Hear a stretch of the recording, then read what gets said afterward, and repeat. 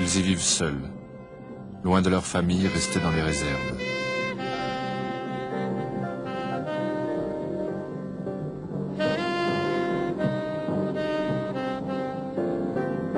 Leur contrat de travail est temporaire, renouvelé tous les ans. Ils gagnent 15 fois moins que les mineurs blancs.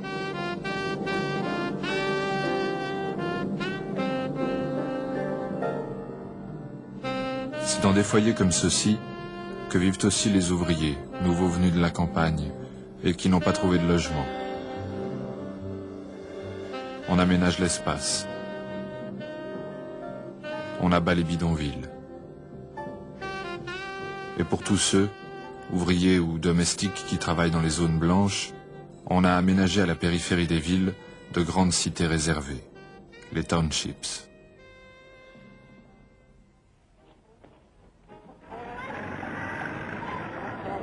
Sophiatown.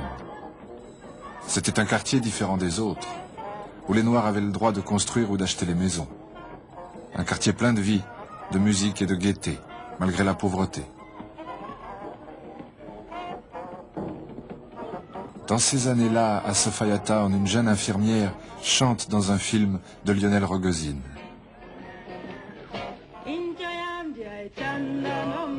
Myriam Makeba.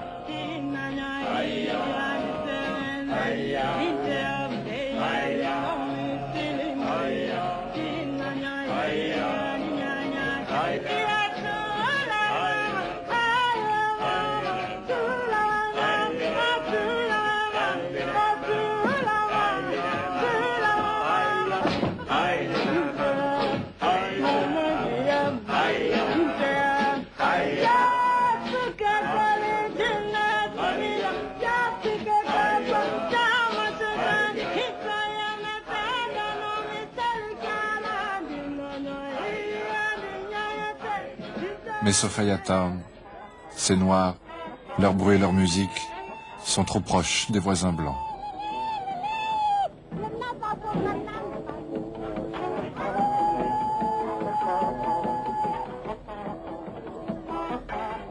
Alors, un matin d'été, très tôt, il fait encore nuit.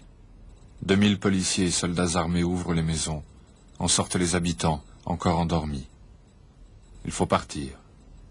Ici, la terre ne vous appartient pas. Les maisons doivent être rasées.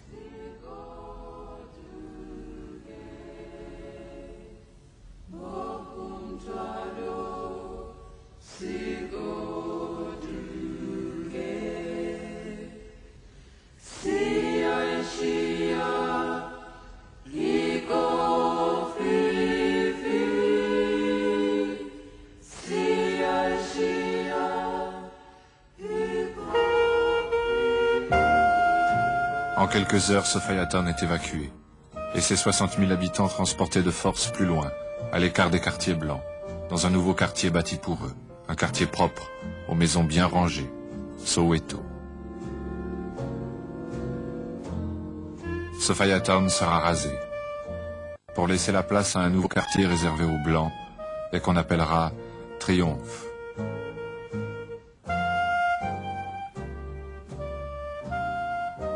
On se souviendra toujours de Sophiatown. Voilà donc comment, dans les années 50, le gouvernement nationaliste met en place l'apartheid, le racisme légalisé. D'un côté 3 millions de Blancs, de l'autre 11 millions de Noirs, 2 millions de Métis et d'Indiens. Depuis la création de l'ANC, puis du Pan African Congress, les Noirs, les Indiens et les Métis protestent et résistent autant qu'ils peuvent pour l'égalité, la liberté et la justice. Résistance non violente, suivant l'exemple de Gandhi, qui mena ici les premières marches pacifiques. Des Blancs aussi luttent contre la ségrégation. Libéraux, communistes et héros de la guerre en Europe.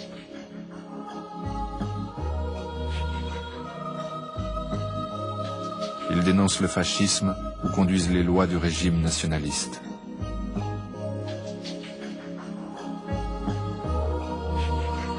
Au premier rang de la lutte, des femmes.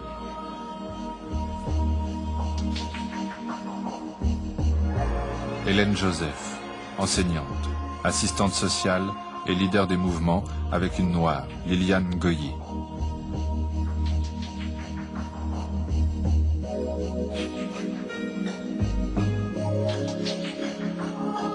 Ici, les femmes sont des rocs, fortes et indestructibles.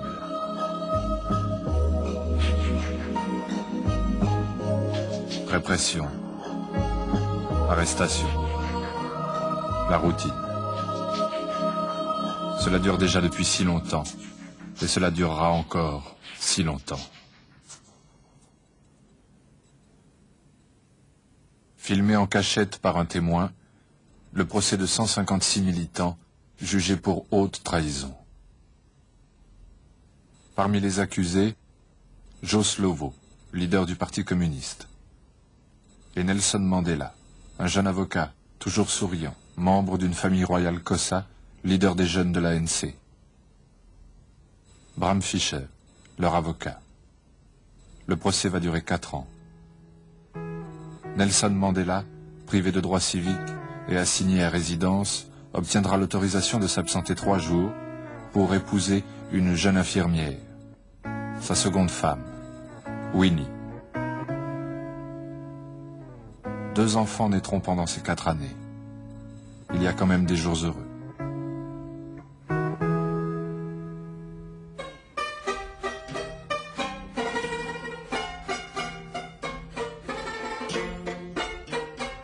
En 1959, le gouvernement réglemente la consommation des boissons alcoolisées, ouvre pour les Noirs des bars réservés où on leur sert une bière faite pour eux, nutritive et peu alcoolisée. La fabrication des bières artisanales, traditionnellement faites par les femmes, est interdite. Au bidonville de Katoma Nord, près de Durban, les femmes se révoltent contre cette nouvelle atteinte à leur culture, à leur tradition. Elles détruisent le nouveau bar.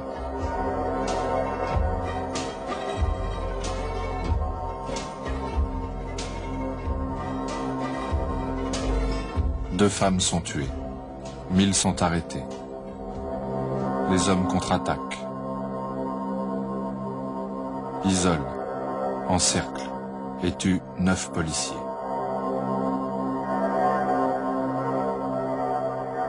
Mobilisation nationale contre le port obligatoire des passeports intérieurs.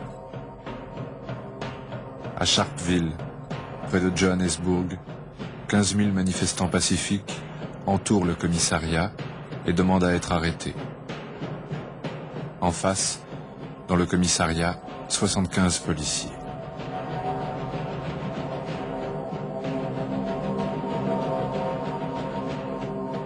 Au premier coup de feu, on s'enfuit. On croit que c'est des balles à blanc, des balles pour rire. Mais ce n'est pas un jeu. C'est un massacre. 250 victimes, même des femmes et des enfants, la plupart frappés dans le dos.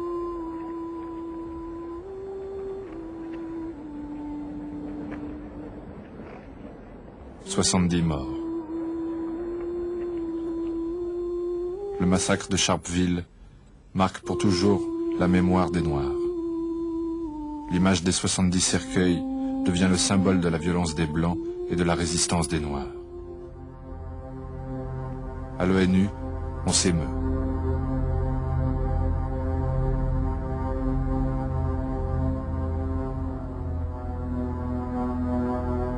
À New York, à Londres, partout dans le monde, on manifeste contre le régime de l'apartheid.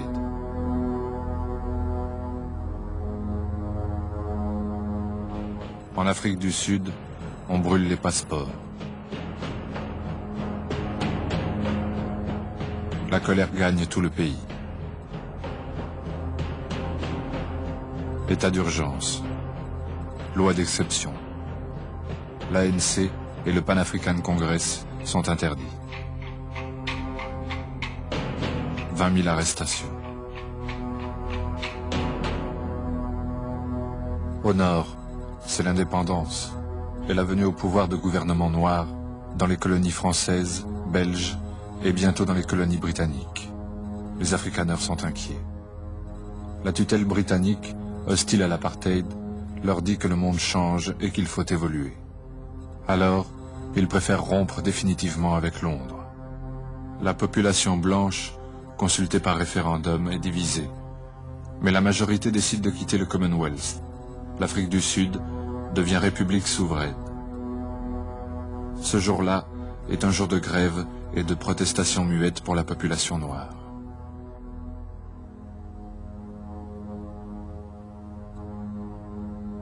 « 10 000 arrestations. Nelson Mandela, poursuivi pour avoir organisé la grève, vit dans la clandestinité. Il répond aux questions d'un journaliste anglais. The Africans want the franchise on the basis of one man, one vote. They want political independence. Do you see Africans being able to develop in this country without the European being pushed out? We have made it very clear in our policy that South Africa is a country of many races. There is room for all the various races in this country. Now, if Dr. Verwoerd's government doesn't give you the kind of concessions that you want sometime soon, is there any likelihood of violence? There are many people who feel that the reaction of the government to our stay at home, ordering a general mobilization, arming the white community, arresting 10,000s of Africans, the show of force throughout the country, notwithstanding our clear declaration that this campaign is being run on peaceful and non-violent lines, close a chapter as far as our methods of political struggle are concerned. There are many people who feel that it is useless and futile for us to continue talking peace and non-violence against a government whose reply is only savage attacks on an unarmed and defenseless people. And I think the time has come for us to consider, in the light of our experiences in this stay at home, whether the methods which we have applied so far are adequate. Au risque de la peine de mort, qui punit les actes de sabotage, Nelson Mandela participe à la création de la branche armée de l'ANC. Toutes les polices le recherchent. À New York, l'ONU crée un comité de lutte contre l'apartheid. Miriam Makeba, la petite infirmière de Sophiatown, devenue chanteuse et célèbre, en exil depuis 4 ans, parle d'une voix émue. I ask you and all the leaders of the world, would you act differently? Would you keep silent and do nothing if you were in our place? Would you not resist if you were allowed no rights in your own country because the color of your skin is different to that of the rulers? And if you were punished for even asking for equality? I appeal to you and through you to all the countries of the world to do everything you can to stop the coming tragedy.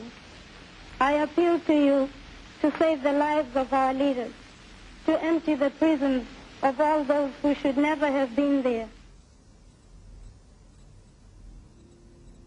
Écharpe noire et défilé silencieux. Ce sont les Black Sash, le mouvement de protestation des femmes.